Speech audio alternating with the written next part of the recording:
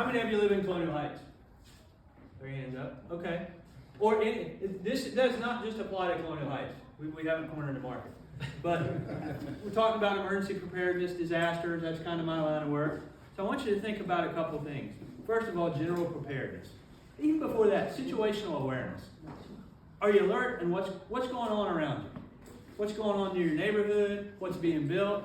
Colonial Heights, 8.1 square miles, and we have a couple issues that I'll talk to you about. Threats.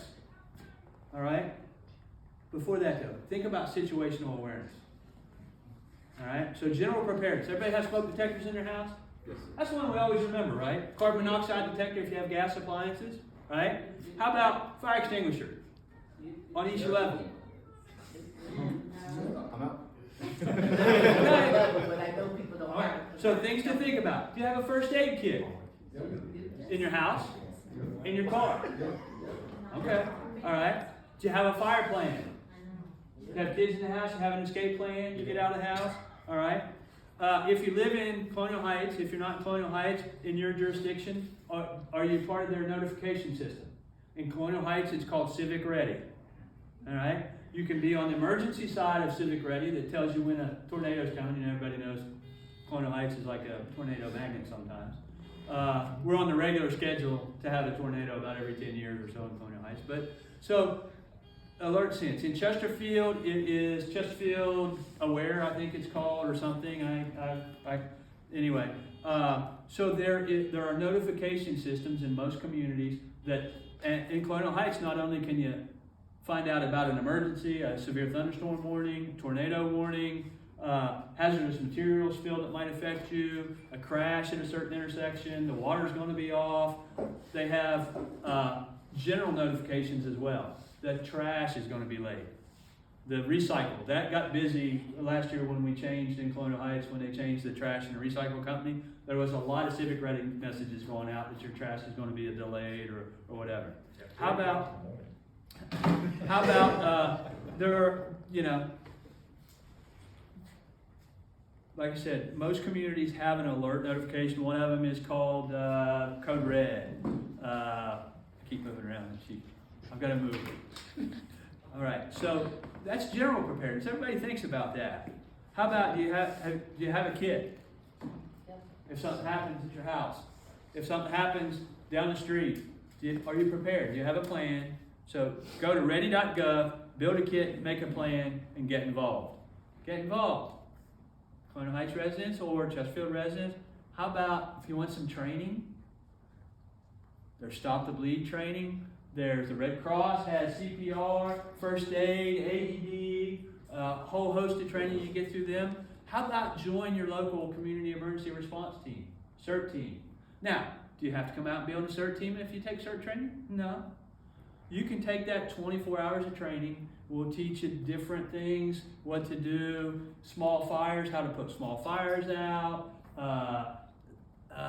search and rescue, first aid, stop the bleed, what to do in different events. And the concept of CERT is you're helping yourself, you're helping your neighbor, you're helping your community.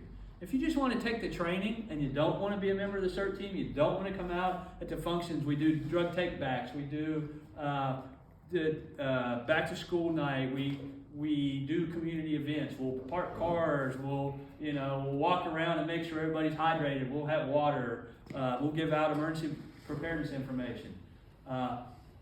If you don't want to do that, come and take the training. Here, the neighbors helping neighbors or community members helping community members. But think about this. If you take the training and you say, I don't want to be on the team, but something happens in your neighborhood, the professional responders can't get to everybody's house at one time when there's a disaster. They have to work through the severe stuff first, and then they work their way down, right? They triage what's going on, and they do the high priority stuff first. Well, what if you get some training in CERT and you can take care of it? There's a gas leak at your neighbor's house. You know how to turn the gas meter off? We'll teach you. We'll give you a tool to even turn the gas off. Now, you never turn it back on. You let the gas company do that. But now, Isn't that a wonderful thing? You turn your neighbor's gas off, now that engine company doesn't have to come over here to turn the gas off when at the same time somebody is trapped in a house over here. All right? So you eliminate the threat over here, call the gas company, you get on their wait list. Hey, there's a gas leak at my house, it was turned off, you get on the wait list, right? But we didn't have to divert resources. So that's some of what this training is about. If you can take care of a small issue in your house or your neighbor's house or on your street or your neighborhood, that's something the professional rescuers don't get detailed from when they're out there trying to do the big stuff, the heavy lifting, okay? So take CERT training. We do it at least once a year in Colonial Heights. We do it in conjunction now with Prince George County. We have classes. Chesterfield has some people getting ready. They'll come to our next class because they have such a backlog of people to get in classes. So build a kit, make a plan, get involved, get trained up. All right. This weekend, the CERT team has an exercise at Fort Clifton Park. We're going to do a search and rescue. Henrico County CERT's coming, Chesterfield County CERT, Prince George County CERT, and our CERT, along with the amateur radio emergency teams. They'll handle our communications. We're going to take a child-sized mannequin and hide them at Fort Clifton. And you know, those kids, they can hide in some places. So, you know, there's a lot of earthworks and there's some trees down there. I've got a perfect place to hide a little youngster. And they're going to have to find that youngster. The Southern Baptist Conference Rescue Association is coming in. Disaster Services bringing a mobile kitchen. They need a drill. They said, hey, can we play in your exercise too? We said, yeah. So they're going to come down, bring some new members, and make us lunch out of one of their mobile kitchens. So, again, we're all training together. So the last thing I want to talk about is threats. Threats that we have in the community as far as emergency preparedness. Now, y'all know about the tornadoes. You know about the hurricanes, right? What are some other threats in the community? Trucks going down 95. I-95. Probably the biggest threat we have, I-95. If you go out for 2 hours, sit along the interstate with a hazmat guidebook and just look up the numbers on the side of those tankers going by, you'll move. But it doesn't matter if you're in Colonial Heights or you're out in the middle of Louisa County along the edge of the interstate or within a mile of the interstate. It's everywhere. Next threat going through Colonial Heights? Railroad. The railroad. 2 weeks ago up in Ohio? If you don't think that stuff doesn't move up and down our railroad tracks, you're wrong. Because it does. And I'll tell you where they are. When you see the train going by, if you see tank cars right behind the engine, those are hazardous materials tankers. They have hazardous material. Last July, we had a tractor trailer turnover right at the mall exit. Remember that? I think it was in August. Had that caught on fire, the evacuation for that is 800 meters. That's a half a mile. You know where our primary shelter is in Colonial Heights? Anybody besides Mr. Brandt? Know where that shelter is? Middle school. It's 750 meters from the interstate. Look, I have a backup plan, right? High school is our backup shelter. All right, so we would not use the middle school. So, how about number 3 on this emergency manager's list of things to worry about in Colonial Heights? A lot of you don't know about this one. You probably know about it. You think there's any big gas lines in Colonial Heights? Other than the residential lines that come to your house, which could, you know how much havoc one of those can create? There are twin 18-inch gas lines that come down through the middle of Colonial Heights. They start up at, is it Dunlop Village? Up at the end of Dunlop Farms Boulevard? Okay, they come right down through the middle of that cluster. There's a circle, those houses are in a cluster that comes right down through the middle of it. 600 pounds per square inch gas line. Anybody live up there? There's Dunlop House. Okay. Some people work out there. So, well, I guess it's not Dunlop House. Is it Dunlop Village all the way at the end? You're right beside the fire station. Yeah, we're right beside y'all. Yeah, okay. So, all the way at the end. The apartment complex up there. It comes down there, it takes a slight left as you're looking at it, and it runs down through those 2 neighborhoods. You see those, the yellow and white pipes that stick out of the ground that look like candy canes? Yep. Those that mark the lines. There's 2 of them within 15 feet of each other.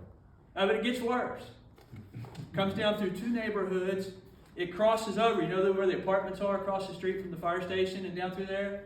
Goes right behind them, between them and the interstate. Comes down out what's the name of where Ace Hardware and everything is right there? Crosses the interstate, runs down beside the interstate, comes down around about where the Public Works Building, Sheets is, takes a detour, turns towards Prince George, but it doesn't go to Prince George County. It only goes out to about Mission Barbecue and Gage and comes right down through the middle of the parking lot, crosses the street by the bank there, goes towards the mall, does a semicircle around the mall. Y'all didn't know that, did you? Does a semicircle around the mall, then it cuts across the road, goes in between Sam's and Gold's Gym, goes back by the park, the trail, crosses the river and goes into Prince George and Petersburg. Through Roslyn Park. Big 18-inch gas line.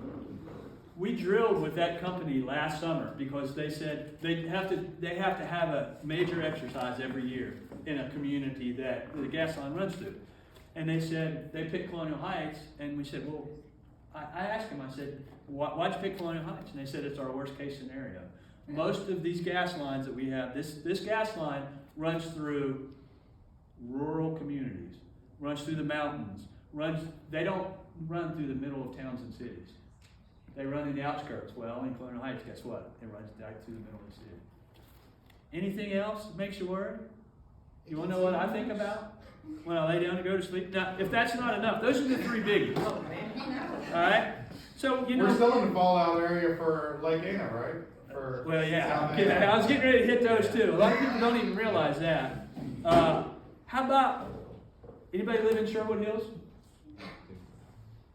I'm not picking on Sherwood Hills, but have you ever noticed how you drive into, if you've ever been over there, you're driving on the street, and there's a bridge that crosses Swift Creek.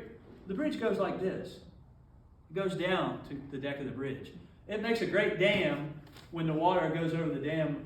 August of 2020 would be a good example that that would flood. Back in Hurricane Isabel's day, it flooded in the front of that. The only way out, you go out of the backside. I forget the name of that little drive that goes back through there. But you go out onto Brander's Bridge. Well, guess what? All the trees were down on Brander's Bridge, and the water was up over the bridge over there. You were trapped. We actually sent a medic crew and an engine company to be in Sherwood Hills while you couldn't get out of there. Before the road closed, we sent troops over there, and they stayed over there until they could get back when the water went down. But flooding, how about Braswell? Is it Braswell? Brasfield? Braswell. On the Appomattox. Our water supply. If it's at full pool, which means it's as high as it can be, and they have a catastrophic failure, you know where the mall is? All those stores are underwater. All of them. When you come down the hill by Priscilla's, you know, there's a little downhill grade right there coming off the interstate. From there, all the way across the river, starting up the hill at Fort Lee, the new gate there at Fort Lee is flooded. From the sewage treatment plant at Petersburg, Sheets, that whole area, until you start up the hill, is all flooded. It backs up in all those neighborhoods coming around the back of Conjur's Neck, up Swift Creek. Now this is in the event of a full summer or full pool and a dam failure. But still, you got to think about it, right? You got to know that you're in that inundation area. Okay, so what else? Severe weather we got. Are we in the flight path of Richmond International Airport? Right under. Right under. Right under. Plane falling from the sky, that's a problem. How about if the wind is blowing southwest from Hopewell? We're not very far from Hopewell. Less than 2 air miles. They make some nasty stuff over there in those plants. Something to think about. I live in Enon. When it gets ready to rain, I smell Hopewell. And I smell, the chemicals in the air. So, airport, planes, Hopewell. Fort Lee. I don't know what's in the ground over there. I know as you're driving down River Road, there's the river site. There's a river training site. A lot of you don't know about it over the hill there. But there, you see these little pipes coming up out of the ground that look like candy canes? I don't know what, but I know a number of years ago they spent $6 million to put a new cap on that field. I don't know what's in the ground, but they don't want it to get in the river. That's for sure. And they wouldn't tell. I asked him, and Provost Marshall wouldn't tell me what it was. He said, "I can't tell you what it is. I don't know what it is, but it's something." They don't spend $6 million on 18 acres to keep what's there under there, and other things in Fort Lee that you don't know what's there. How about, right now we're 45 miles from a nuclear plant. We're in the ingestion pathway of Surrey Nuclear Power Plant. Did you know that? Do you even think about that? We're only 55 miles from North Anna. All right? If you're just a little bit across the line up into Chesterfield, you get them both. You're North Anna and Surrey. And if you go about 4 or 5 air miles due, I guess it would be north of Surrey Power Plant, you know what's there? Yorktown Naval Weapons Station. Now, they don't have 9mm rounds there because they don't load 9mm rounds on ships. I don't know what's there, but I know they do work with nuclear stuff. All right? All you have to do is see one of those boats get in the wrong channel over there and head towards those fences that say U.S. government property, do not enter, and a patrol boat will come out and escort them off after they check out who they are. But so there's a lot of things that you don't even think about. I bet I've said something tonight you haven't even thought about. The gas line, everybody looked at me like I was crazy until I described exactly where it went. Be prepared for and you can't prepare for everything. What if the electric goes off for a week? Hey, 10 days with Isabel, we didn't have power out in Enon. 10 days. Can you make it 10 days? They tell you, if you be prepared for 3 days to be on your own, you better up that figure to 7 days at least. All right? So do you have food in the pantry? Do you have MREs? Do you have canned goods? Do you keep some water? Do you have a generator? Do you have a portable generator? There's problems with portable generators. A lot of people want to put them in their garages and run them when the weather's bad because they don't want to get wet in the rain. Guess what? Carbon dioxide. You go to sleep, you never wake up. It's painless. I like waking up every day. So just think about those threats, and there's bigger threats. I-95 is a bad one. The train tracks are a bad one. The gas line could be a bad one. I mean, those are the biggest ones you think about daily that I think about in my job. But hopefully we put that information out and get it out to you. But ask questions. Make a plan. Have a kit. If you need to know what you need in your kit, I've got a brochure over there that can give you things. Do you have a pet? Do you have stuff for your pet? Do you have kids? Have stuff for your kids. Do you have an elderly parent living with you? Do you have prescription medication for them? There's some new, really neat stuff. I know I got to wind it up here, but there's a new company. It's called Jace Medical. Anybody heard the ads about it? If you're like a preparedness dude like I am, Jace Medical it's telemedicine, telehealth. You work with a doctor, and you can get prescriptions like antibiotics in advance. So if you like to have stuff, be prepared, have your kit, like over on the desk over there. You actually work with them, their pharmacy, and you can get advanced antibiotics. They don't do like narcotics and stuff. You're not going to get that. But stuff you might need in a disaster. You're not going to be able to get it when a disaster happens.